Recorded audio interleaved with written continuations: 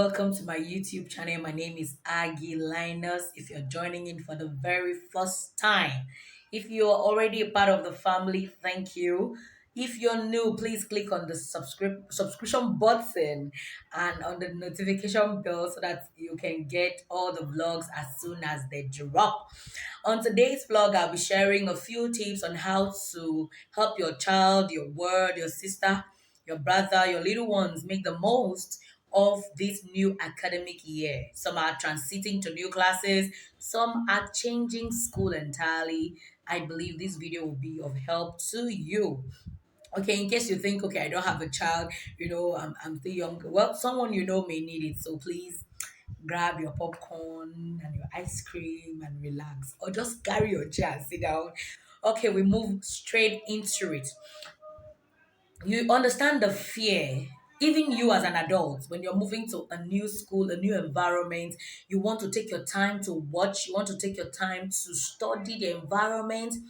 Sometimes, like for us who are missionaries or pastors, you see, you are getting to a new place. There's that phobia, there's that little concern as to how would the place be, how would the people be, would they love me, would they accept me, and all of that. So I believe that it is same for your children. If you are getting to a new school or a new class, there will be that worry. Would this teacher be as nice as the former one? Or would this teacher be as horrible as the former one? Would this school be as lovely as my former school?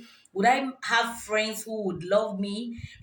How would how would it be? They have that thing in their head. They are worried.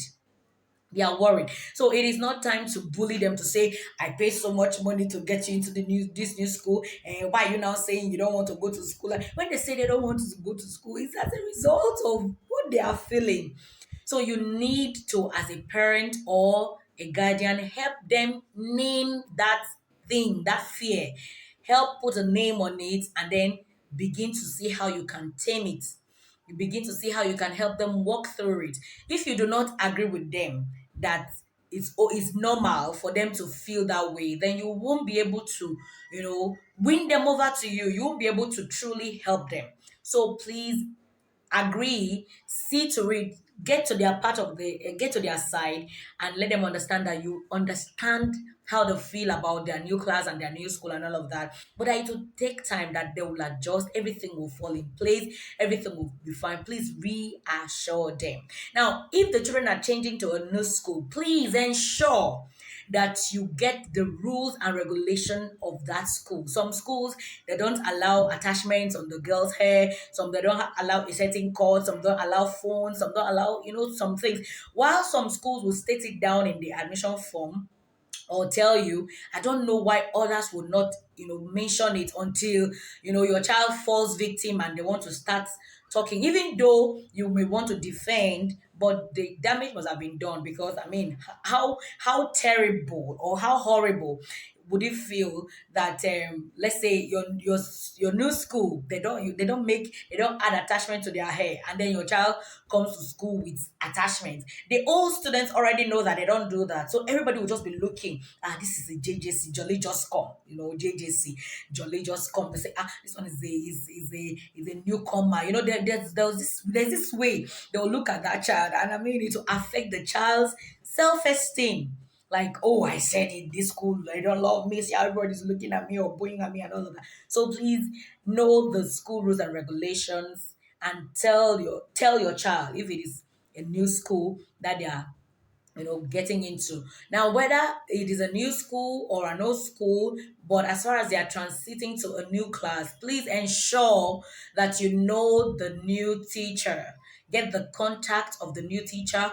Create a rapport. There should be a relationship between your the teacher of your child of the new class and you. There should be that relationship, there should be that bond. It is important for you to talk to the new teacher. That way you'll be able to tell the new teacher about your child. Children have different learning styles. Different learning styles. It's not everybody that learns, when you shout at them. Some people, the moment you shout, they enter their shelf, they can't perform, while others, when you really even shout, that's when they come alive. So the teacher needs to know what works for your child. So it is your responsibility to tell the teacher, maybe tell the child, tell the teacher what your child is allergic to or something, but just create a relationship with your child's new teacher and let the teacher know that you are there for her. I mean, you're not coming to fight her. Tell her that you're there to help. When she gives homework, that you work with your child and all of that. But just let her know that you're there and you are a parent who cares about the welfare of his or her child. If you do that, number one, it will boost the respect that that teacher will have for your child, the attention and all of that. I mean, you can give gifts once in a while, but it doesn't have to be all the time. But just meet the teacher, familiarize with the teacher, and let them know that you let them know how much you love your child and how willing you are to work with them.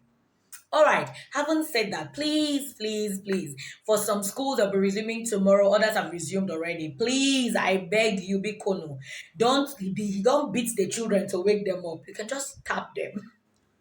When they are sleeping. I already told you that school has resumed, and this is 6 o'clock, and you are still sleeping. Hey, boss! No, no, no, no, no. Mom, dad, you won't do that, right? Uncles and aunties, let's not do that. You can just tap them, rub their legs and all of that. Tap them, wake them, give them time. There's this thing when you don't just wake up, bam, and everything just starts functioning. When they are trying to, stretch out and all of that, as they are just waking up, big onu, give them time to, stretch and wake fully. Not that when they are trying to wake, you are beating them. That's not, let them not start the day with brutality. You don't know what they're going to face in school. So please be nice, be kind whilst waking them up. Please also ensure that you give them breakfast before they leave the house. A cup of tea, an egg, cereals, just it could be something small, but ensure that your children eat something before leaving your home. There should be something in their stomach for them to start with, to start the day with, not to pack the whole lunch bag full and tell them everything is in your lunch bag. Later you eat. No, no, just something small, just something small, please, before they leave the house. That can start their day. You don't know, how the day will turn. You don't know the time. If they might say break is for 9 and all that, something could just happen. But let them just eat. That's all I am saying. Let them eat. Let them eat. All right. Should we mention prayer? Yes, we should. Prayer is very essential.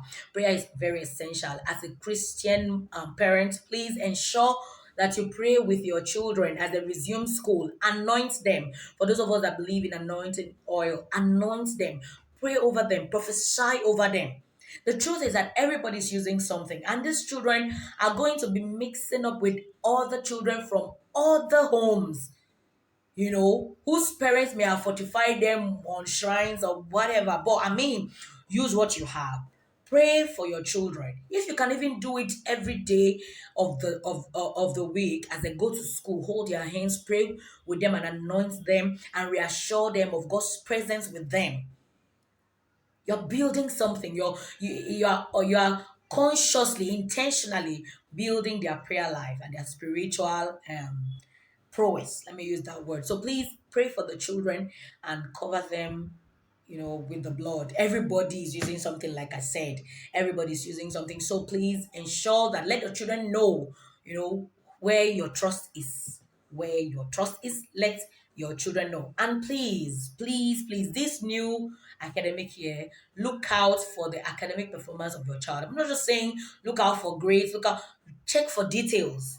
Check for details. A friend was sharing how that the son came second in his school. This is a class where he has been, taking first, but this time he took second and the boy wasn't happy. So the mom needed to know why, who outsmarted his baby boy, and then her baby boy rather, and then who took first position. So she had to find out as per the scores and everything. Lo and behold, the person whom they announced that took the first position was not really the person who took the first. Her son came first, but the teacher made a mistake and forgot to add up a whole 119 scores.